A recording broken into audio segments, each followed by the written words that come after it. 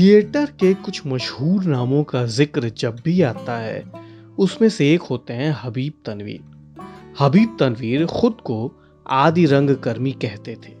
चरणदास चोर नाटक को क्लासिक बनाने में हबीब तनवीर की कोशिशें बहुत काम आईं। इसके अलावा हबीब तनवीर के मुख्य नाटक आगरा बाजार और शतरंज के मोहरे रहे। दिल्ली आने के बाद हबीब तनवीर बाकी लेखकों के साथ करोल बाग के मद्रास कैफे में बैठकी लगाते थे। लेखक देवेंद्र सत्यार्थी भी तकरीबन रोज यहाँ आया करते थे। यहीं से वो पैदल घर लौट जाया करते थे। करोल बाग के अफजल खां रोड से होते हुए घर लौटने में उन्हें थोड़ी देर लगती थी। एक दिन घर लौट रहे थे, थाने से सटी हुई एक रोड पर आगे बढ़ रहे थे। अचानक उन्होंने देखा कि एक जगह कुछ लोगों की भीड़ इकट्ठा है, शोर मचा हुआ है, आवाज आ रही है, पकड़ो मारो पकड़ो मारो। सत्यार्थी जी ने घटना स्थल को वहां से देखा तो अवाक रह गए। उन्होंने देखा कि भीड़ के बीच में हबीब तनवीर साहब बुरी तरह फंसे हुए हैं। भीड़ उन्हें ही पकड़कर मारना चाह रही थी। हबीब तनवीर की नजर देवेंद्र सत्यार्थी पर पड़ गई। वहीं से चिल्ला पड़े। सत्यार्थी ने भीड़ से पूछा, आपने इन्हें क्यों पकड़ा? पता चला कि वो लोग हबीब तनवीर को पाकिस्तान का जासूस समझ रहे थे, मारना चाहते थे। क्रोध में सत्यार्थी बोले, आप जानते हैं ये कौन है? भीड़ ने देवेंद्र सत्यार्थी को भी उनका साथी मान लिया और दोनों को लेकर थाने पहुंची। सत्यार्थी जी और हबीब साहब जब थाने पहुंचे, थानेदार ने पूछा, इन्हें क्यों पकड़ कर लाए हैं? साथ आए लोगों ने कहा, यह पाकिस्तान के जासूस हैं। थानेदार ने भीड़ को समझाते हुए कहा, आप लोगों को पता नहीं है, ये दोनों बहुत बड़े लेखक हैं। थानेदार ने दोनों को सम्मान के साथ बिठाया। 2 सिपाहियों की ड्यूटी लगाई कि हबीब साहब को पूरी इज्जत के साथ उनके घर छोड़ाओ।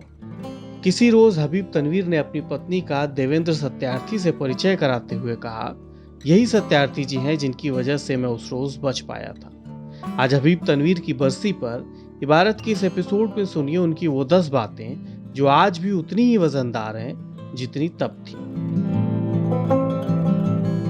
मैं इस तथाकथित सभ्य समाज के बनावटी और ओढ़े हुए खोल को उतार देना चाहता हूं। जो खुशामद करे खल्क उससे सदा राजी है। सच तो यह है कि खुशामद से खुदा राजी है।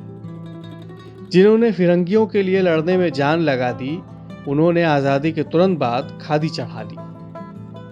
जनमानस के बहुत से किरदार मंच से सिनेमा के पर्दे तक का बीहड़ सफर तय नहीं कर पाए और अब किताबों में पड़े खाक होने की राह देखते हैं। एक यही कलाम तो दिल को लगता है, पर जमाने में कहां कद्र हुई शायर की। नाटक हर बार नए रूप में हमारे सामने मंच पर जिंदा होता है, इसलिए जो देखे जा चुके हैं वो नाटक भी बार बार देखे जा सकते हैं। बात कहने के लिए तकनीक जरूरी है, लेकिन अच्छी मिट्टी खराब बीज के लिए भी बेअसर साबित होती है।